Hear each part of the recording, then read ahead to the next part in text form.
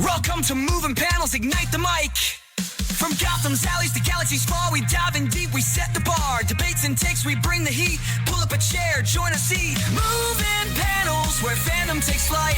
We review, discuss, and shed the light. Heroes, villains, every epic night. This is your show, your fandom's might. Welcome to this Moving Panels One Shot. Let's have a nerdy little conversation. And, well, fear is everywhere in superhero stories. It's the way that heroes are created. It's the way villains conduct their business. And sometimes it makes up the story itself. And so on this one shot, we are going to talk about the role of fear in superhero storytelling. And so joining me to do that from the 80s Flick Flashback Podcast, it's Tim Williams. Hello. I'm not scared at all. Okay. A little. That's good. And also, if you're going to talk about fear and scaring people, you got to talk about the master of horror himself. It's James Brooks. Hello, everybody. If I won't say this about fear, is that if you're not scared of something, then maybe your skin's on too tight. James, quick question. Do you remember the movie, or even Tim, do you remember the movie Fear.com? Oh, gosh, yeah, but I never... Yeah. I only saw it once. I don't think I watched it. Yeah. It's a blur. It's like Gothica. I saw it once. It is that for was me, it. too. Gothica. I probably remember a little bit more about Gothica than I do Fear.com. Right. I need to... When I was making my notes for this, I kept thinking about that movie, and I was like, what was that movie about? Like, what exactly was it about? And the funny thing is I own it on DVD. Oh. Of course you do. It's like the new age of the internet when it first came out. Maybe that's what they were trying to do. Yeah. One of those. Mm-hmm. All right, well, let's get into it. We're just going to jump straight in. And so I will ask each of you, when you think of fear, what character first comes to mind?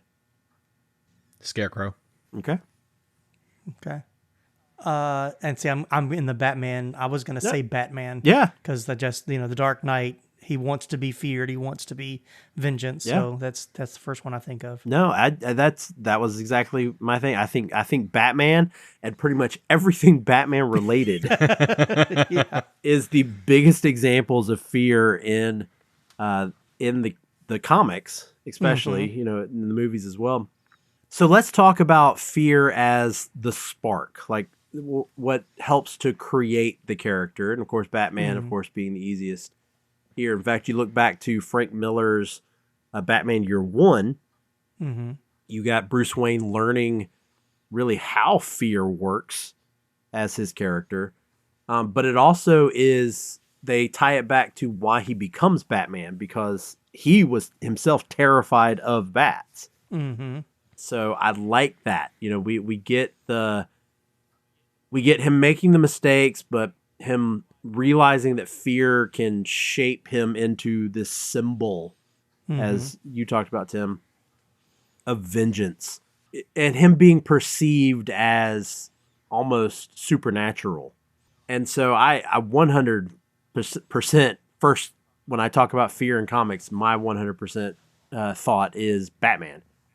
Do you think that fear is more effective as a defining moment like this? Or do you think, because you've got characters, like Scarecrow, who fear is their main Power. Main power, I guess you could say. Yeah. Or even Daredevil going into Marvel. Okay, yeah. Mm-hmm. Mm-hmm. Which also Frank Miller. I'm noticing a theme here. Do you think that it's more effective as a single defining moment, like it is for Batman in his origin? Or is fear more effective as a condition of the character, like it is with Scarecrow and Daredevil and even, again, Batman?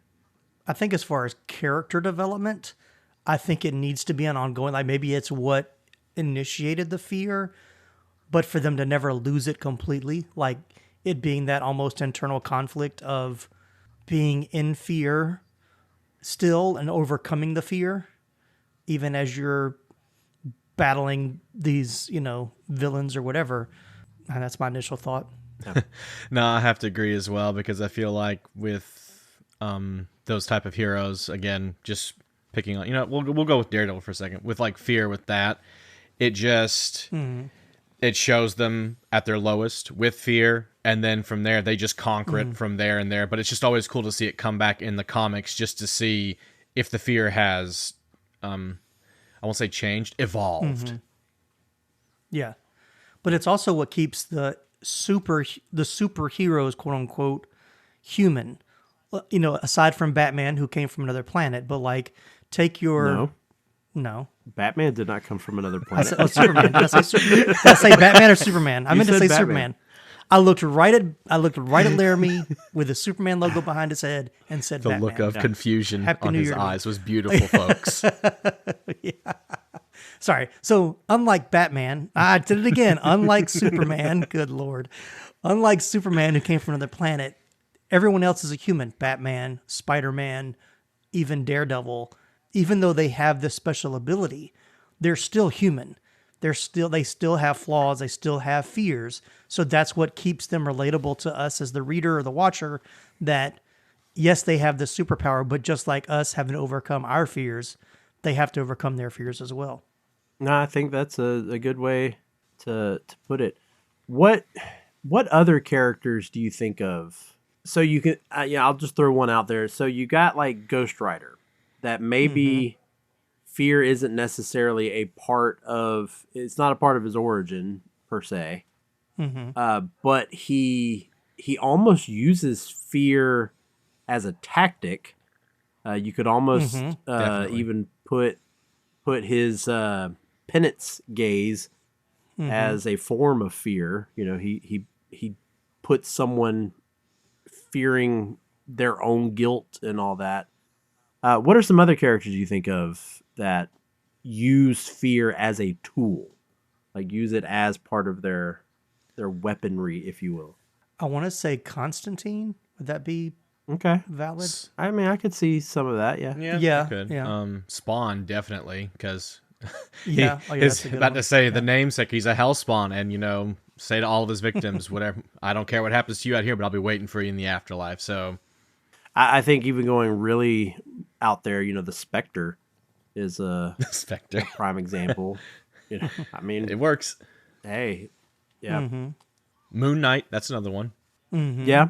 But I say it's more of his Yeah, costume that- than it, because I think when people try to compare him to Batman, Well- they say he wants his victims, he wants the enemies to see him coming, versus Batman, sneaking up on them. Yeah, I think though with Moon Knight, you've also got the aspect of it's the fear like inside his own, fractured mind. Yeah, Yeah, it's more of what he's having to deal with internally and how things are going to work out for him. And I don't know. Do you think fear's more powerful when it's? I guess this is my idea going off of Moon Knight, when it's controlled. So again, Batman kind of controls the way he uses fear. Ghost Rider controls the way he uses fear, or when it's more chaotic, kind of like Moon Knight, where he doesn't necessarily have control as to how the fear is being used. Or maybe even, I mean, we could even get into the Hulk this way. Bruce Banner, there's those elements of, he's worried about when certain things happen, the Hulk coming out of him. So is fear a more powerful tool when it's controlled, or do you think it's a more powerful tool when it's, chaotic and unpredictable?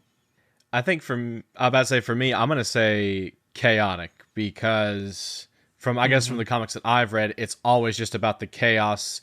And in chaos, as from like any kind of literature to even with comics, fear is like the biggest thing that is, infecting the masses. So I feel like it does better as an element of chaos versus something that people can control.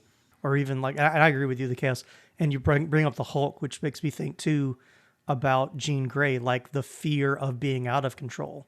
Yeah. Like, I have this power, but if I can't control it, then what happens? And it's like not just overcoming the fear of being scared of your enemy, but being scared of yourself, of like, what if I really have control? And if I don't, then what happens?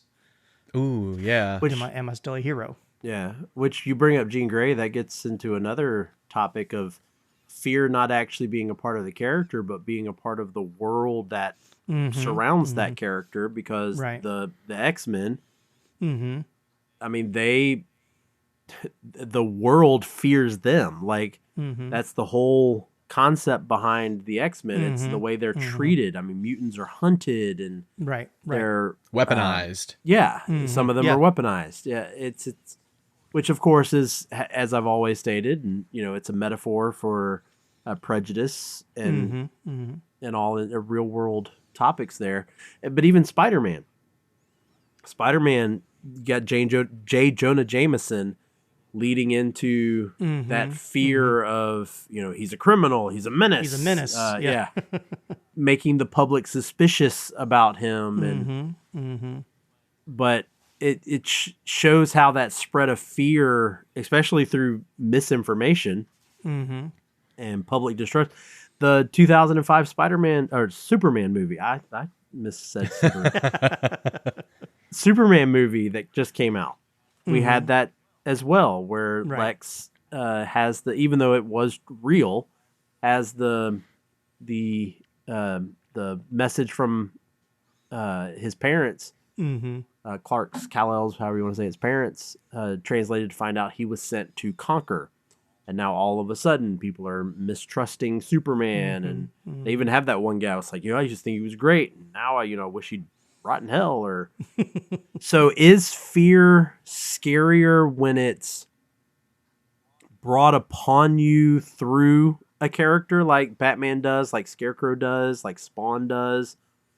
Or is it scarier when it's systematic, like it is here with the X-Men and Spider-Man and Superman? That's a tough one because I don't know if Yeah. I think it depends. I think both are just as bad. I don't know. I'll let James take this one. I'll have a stance on this one. I guess since you've upped the stakes, I'm gonna have to say it's systematic, because when you have, again, the masses all unifying in something to fear, then now you have something to really be afraid of. The whole us against them, or you against them, and that puts you into the whole I'm really alone. Like we've seen with Spider-Man in his whole journey as well, from so many universes of him losing Aunt May, Mary Jane, and everybody blames him. So you see what the masses of fear can do, and even with the X-Men as well. Yeah, I going off of what Tim said, fear's fear. Like it's not good in any Right. in any case, I would say. But I kind of would agree. prefer neither. Yeah, I kind of agree with James though. I think the systematic version of it, because it's almost like it's so much harder, I think, for that one to be under your control. It's a much bigger hill to have to climb if you're being faced by the fear like the X-Men do. I mean, Spider-Man does a little bit. I wouldn't say it's as much as like the X-Men. Well, yeah. But kind of that same aspect there. Let's get into some of the villains, though. We talked about Scarecrow, who, of course, weaponizes fear. I mean, that's his whole shtick. Of course, Joker could be a prime example there, especially when you're looking at the way he's written in The Killing Joke. Chaos. Where That's what he thrives off of. Yeah, chaos personified. But, well, you know what? Even think about this. I brought up The Killing Joke. It's almost in his origin of The Killing Joke, where the fear is one bad day enough to break someone. Yeah, that is true. But we watch it gradually happen throughout the Killing Joke. So, yeah. There's so many Batman villains. I'm trying to not think of a Batman villain. Because the next one I had in my mind was Bane. Sinestro? Oh yeah, there you go. You got a whole Lantern Corps that's all centered around fear. The whole Sinestro Corps, where essentially, fear is a cosmic force with its own core, with its own color for it to be represented by, with the color, which I find it so funny that the color yellow is used for fear in DC Comics, considering yellow is usually cowardness. Yeah. Yeah, I yeah. was thinking like Back to the Future Part 3 when you said that. What are you, yeller? Yeah. But yeah, it's interesting because with the Green Lanterns, it's fear becomes something that you have to resist, or you have to master, like in the case of Sinestro, or even corrupted by it, which you could also say in the case of Sinestro, or even when Hal Jordan is corrupted by Phalanx, which is the embodiment of fear. Yeah. So, oh man, I don't know why I didn't even have that in my notes. So yeah, Green Lanterns, of course. That still pulls us into DC. Like we're pulling a lot of villains out of DC. What's a good Marvel character, a villain that I want to focus on? Mephisto? Yeah, I can't really think of specific elements of fear. I guess if you were to make him the actual like devil, That's what I was going for, yeah. that he's sometimes retconned as. Like if you go back to the Ghost Rider story, him making Johnny Blaze agree to the deal because out of fear that his father's gonna die, and he kind of uses that fear to get what he wants. So I could definitely see that. So do you think that when it comes to a villain, do you think that villains are scarier when they reflect the hero's fears back at them? Oh, of course. Yeah. I mean, because if they can diminish the hero, who, even if the public is looking up to the hero as being the bravest, if they can show to the public that they have fear or that they're vulnerable to fear, then it ultimately casts fear to everyone. Then you get into that systematic fear. Yeah, I was thinking of like Green Goblin when you were saying that whole thing. They'll love you one day, but then the next they'll hate you. So pick and choose. Right. I know, James, you're familiar with this. Tim, I don't know how much familiar you are with it, but what about the just to throw this one out there, the piece of crap movie, The New Mutants? Yeah, I didn't see it, so I'll let you guys take this one. Because that movie is centered around fear. Mm-hmm. And like it is making them afraid of what what they fear. Yes. So I guess, oh man, this is a weird one I say weird, but I guess with New Mutants, the way fear is used in that is a good strategy and let me say it this way. This is a good way to weaponize fear, to physically manifest what you are afraid of, even though with like, I forgot one girl. She's the one that had the imaginary dragon, Lockheed. Okay, I was close. And, she talks about, some really, messed up stuff that happened to her, but then the fear manifests into like these toothy beings. And to a child, that's what it looks like. So I guess with fear being used like that, that's a very good way of using fear. Isn't that kind of what Scarlet Witch does as well? A little. Well, I know she did in Age of Ultron. That was kind of like her main thing, was she would get in the minds of the superheroes and show them a reality, show them what they feared the most. But I mean, you can even get into there's Thor having his vision with Heimdall and blind and all that. Yeah. Completely throwing this off of comics for a minute, just to talk about it in an aspect of really still superhero storytelling, but to get Tim a little bit more involved. Never-ending Story. Oh my God, yeah, that works. It does. I mean, is that not an entire movie about having to overcome fear? For sure, yeah. I mean, isn't that what is it called? The darkness, the dark, the nothing. What is it called? The Nothing. Honestly, I haven't seen it's one that I plan to rewatch, but I haven't watched in a while, so I'm not up to date on it. So yeah. Yeah. I mean, I know I saw that movie several times, but I don't know it that well, but yeah. But I do remember that, like, yeah, reading the story and helping him conquer his fear by living through the story. Yeah. I think we'll wrap this one up here. I think that fear works in just about any form of literature, whether you're talking about comic books or not, which is why I brought up Neverending Story. And it works because, fear, we all live with some sort of fear. We all have to deal with some sort of fear. We've got characters like Batman who refines fear. We've got the X-Men who have to suffer because of fear. And as James brought up, we got the Green Lanterns who have to fight fear and confront fear. But my last little thoughts here, fear is the shadow that gives superhero stories their shape. Whether it's Gotham, Hell's Kitchen, or a world that fears mutants, these stories endure because fear is universal. Yep. So, James, you got any last words before we close this one out? Nope. Pretty much just everything about fear, my man. Yeah, look, that's what makes us a good scary movie. Is you have to have some fear in what you're watching.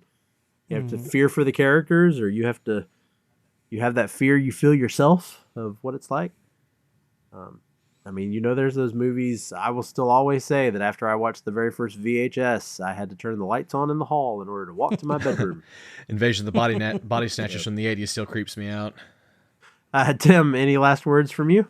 We have nothing to fear but fear itself, to quote a great man. I think like I said, it's overcoming the fear, and I just love the idea of the superhero that confronts its fear, helps us to relate that we don't have to have superpowers to overcome fear. It's still something we all have to.